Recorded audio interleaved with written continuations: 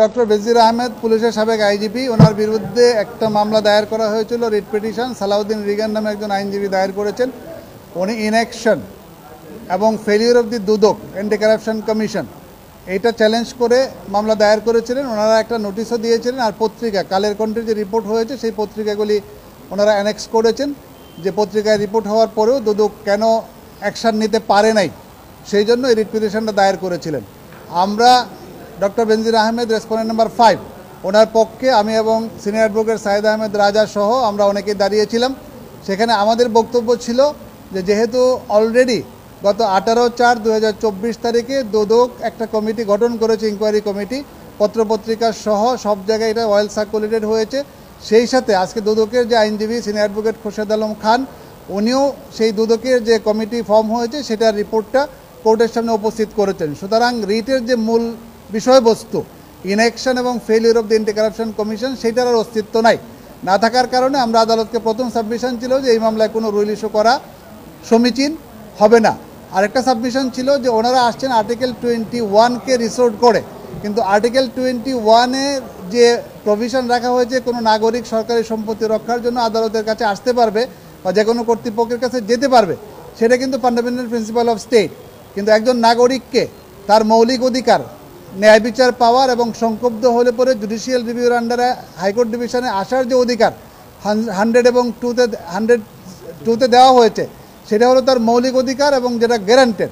দেখা যাচ্ছে যে এই ধরনের নির্দেশনা এবং রুল যদি ইস্যু করা হয় তাহলে অনেক ক্ষেত্রেই যে সংক্ষুব্ধ নাগরিক তার জুডিশিয়াল রিভিউ বা রিট পিটিশনে এসে সেই স্বায়ত্তশাসিত সংস্থা বা সরকারের বিরুদ্ধে প্রতিকার চাওয়ার সুযোগটা কমে যায়।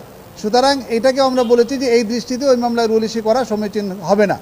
আরেকটা যুক্তি ছিল আমাদের যে এই যে পাবলিক ইন্টারেস্ট নামে বিভিন্ন আইনজীবী যে রিটগুলি দায়ের করেন, সেই রিটগুলি অধিকাংশ ক্ষেত্রেই দেখা যাচ্ছে যে যতটা না পাবলিক ইন্টারেস্ট থাকে তার চেয়ে সেই আইনজীবী অথবা কোনো একটা গ্রুপ কর্তৃক নির্দেশিত হয়ে, যেটাকে আমরা আইনের ভাষায় ভেস্টেড কোয়ার্টার বলে থাকি, তাদের কারণে এই রিটগুলি ফাইল করা হয়ে থাকে। সুতরাং সেই ক্ষেত্রে দেখা যায় যে ন্যায় বিচারের চেয়ে একজন ব্যক্তিকে তার ন্যায় বিচার থেকে বঞ্চিত হওয়ার জন্য এই রিট পিটিশনগুলি দায়ের করা হয়। এই 3টা গ্রাউন্ডে আমরা সাবমিশন দিয়েছিলাম। আদালত সন্তুষ্ট হয়ে আদালত এই মামলায় কোনো রুল ইস্যু করেন নাই এবং কোনো নির্দেশনা বা ডাইরেকশন দেন নাই। তবে এইটা উনি সোমোটো একটা আদেশ দিয়েছেন যে যেহেতু দুদক থেকে ইনকোয়ারি শুরু করেছে, আফটার 2 মান্থস দুদক যেন একটা প্রগ্রেস রিপোর্ট দেয়।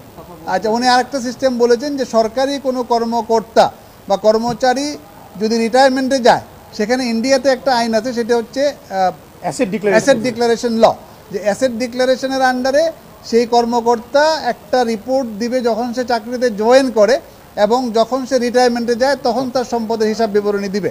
এই দুইটার মধ্যে যদি দেখা যায় তার 10%-এর বেশি সম্পদ বেড়েছে, তাহলে তার বিরুদ্ধে আইনগত ব্যবস্থা গ্রহণ করা যাবে। ইন্ডিয়াতে এরকম একটা আইন আছে। মহামান্য আদালত বলেছেন, উনি এটাই বলেছেন যে আমাদের দেশে এই ধরনের একটা আইন হওয়া উচিত। আমরা যারা সিনিয়র আইনজীবী আছি এবং সমাজের যারা বিভিন্ন বিশিষ্ট ব্যক্তিবর্গ রয়েছে, আমাদের মেম্বার অফ পার্লামেন্ট রয়েছেন, তাদেরকে উনি রিকোয়েস্ট করেছেন যে এই ধরনের আইন আপনারা করেন। কারণ আদালতও কিন্তু সরকার যেরকম দুর্নীতির বিরুদ্ধে জিরো টলারেন্সে আছে, আদালতও কিন্তু সেই দৃষ্টিভঙ্গি নিয়ে এই কাজ করেন এবং আদালত তো তার চেয়েও বেশি, কারণ মানুষ ন্যায় বিচারের জন্য এখানে আসে। যদি কারাপশন হয় ডেফিনেটলি আদালত সেখানে বসে থাকবেন না। আজকের এখানে রুল ইস্যু না করার অর্থ এই না যে আদালত দুর্নীতির বিরুদ্ধে কোনো পদক্ষেপ নেন না। এটা একটা টেকনিক্যাল টার্ম। আমরা রিটে আসতে হলে একটা কজ অফ অ্যাকশন দেখাতে হয়। এখানে কোনো কজ অফ অ্যাকশন আর বাকি নেই। তদন্ত কমিটি গঠন করাতে দেখা যাচ্ছে যে এটার কজ অফ অ্যাকশন আর নাই।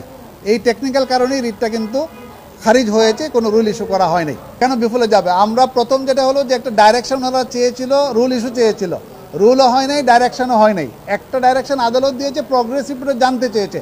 এটা কিন্তু আদালত জানতে চাইতে পারে, কিন্তু এই নির্দেশনার ব্যাপারেও আমরা পরবর্তীতে সিদ্ধান্ত নিব।